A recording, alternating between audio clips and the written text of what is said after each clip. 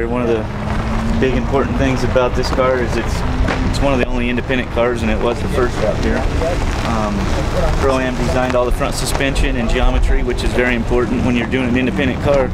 If everything don't cycle and move right, you know, it's not right, and you could have trouble down the road. But they put together some real nice equipment, and you know, then Curry put the center sections and everything together. The CVs it's a Series 30, which is the biggest CV made, and a lot of people don't think that it needs to be that big, but the way that I drive, I didn't, you know, it's one of them things. If you want to finish, you know, you don't want to break, so I went with the biggest, baddest stuff. Does that have an OE application anywhere, or are these strictly aftermarket pieces? You know, it's actually an aftermarket piece because he builds the cage and heat treats it and does some, you know, it starts out, I think the main structure, the perimeter of the thing is OE, and then he takes and builds his own cage and stuff. But and then the boots and stuff is all custom built for it. And on that note, I know that you folks actually fabricate, and in that sense you're working on other cars as well. Do you make the suspension members yourself? Is this in-house? Everything was laser cut by Pro-Am as far as the suspension on the front, and then we did put it together. We fabricated it and put everything together, and you know, we had to cycle it and make sure everything was correct. But yeah, they designed it, and the lower A-arms actually come with the jig when we bought them, and the upper A-arms came with dimensions. You know, we got all the shock pivot points, and then from there I just kind of built it from there back, and I kind of utilized some of the older cars that I was building, which I just, you know, none of that stuff was done on computer. It was all just trial and error. I built a few cars and just kept changing them over the years and found what I liked, and this thing right out of the box kind of felt good. You know, we had our minor problems with things, but it was just, you know, learning curves and stuff. But for the most part, it's been a really strong car and fun. I notice, I mean, obviously the final test is how it holds up in the rough stuff, but we're both SEMA members, and I saw a webinar recently that was absolutely fascinating on SolidWorks software. Yep. Really program in certain strengths and materials and so on that I would think would be useful to a racer. Do you do any of that?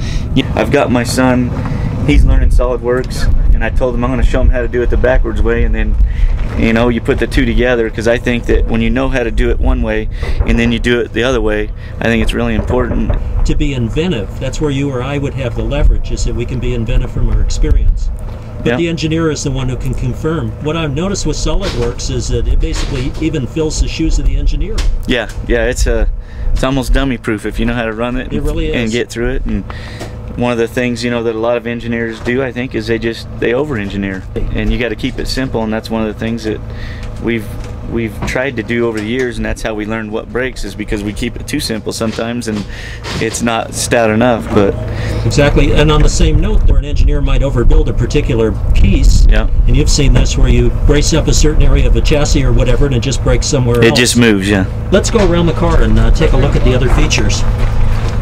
One of the other things, Fox does all of our shock tuning, and they help us set the car up, and that's probably one of the biggest advantages out here, is being able to move through the desert at speeds. And then, you know, then you get to the rocks and you got the crawling and stuff like that. So suspension is one of the major things in this car. How much travel do you have? This car's got 14 in the front and about 17 to 18 in the rear. You know, when you start getting into the rocks, desert's different. You know, you want a lot of travel to absorb all this stuff, but you get a real wallery car for handling and stuff like that. So when you get into the rocks, you know, I've always, from what I've learned, anything over 14 inches equal front and rear is a waste. You know, that's just what I've learned.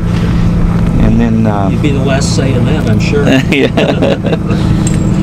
But now one of the other thing, you know, we do cutting brakes, and we run ARB differentials so that we can maneuver the car. When you get in the rocks, you know, a lot of people like to spool front and rear ends because it's simple, and it, you know, they think that they're, you know, it's not going to break, it's a spool. But for maneuverability, you got to be able to unlock that diff and use them cutting brakes to maneuver through the things. And the biggest thing in competing is don't back up, and I learned this from rock crawling, is you get points for backing up. But always have forward momentum. Even if you have to stop and turn, you know, you pull the cutting brake and you make it turn where you want it. Where when you got a spool, you got to take that back up and then go forward. When you're backing up, you're running into things that you don't know is back there and tear stuff up. But always go forward. Sounds like a winner. How quickly does that ARB hook up and disconnect when you're actually in a racing environment? The ARB is just that we run air valves. You know, a lot of people run electric switches and stuff, and we do an air valve just because it's simple. And we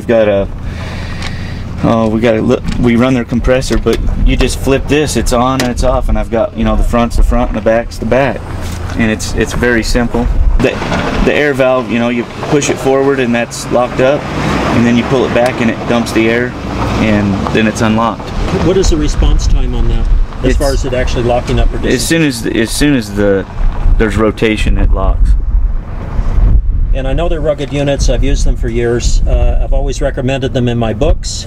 ARB is, in my view, the only way to go for the reasons that you cite. Even in trail running, there are many times when you want to run an open differential and not be locked up. Yeah, for sure. And that applies certainly on the highway, on an off-camber highway with ice. I'd much rather have a conventional open diff than be locked up and watch the vehicle fall to the low side of the road. Exactly. So I think a lot of that still applies even in the dirt and what you're doing. And obviously, by unlocking at the right time, you avoid braking equipment because you're not stressing the steering joints and you're not stressing the axle shafts. Yep. That's right.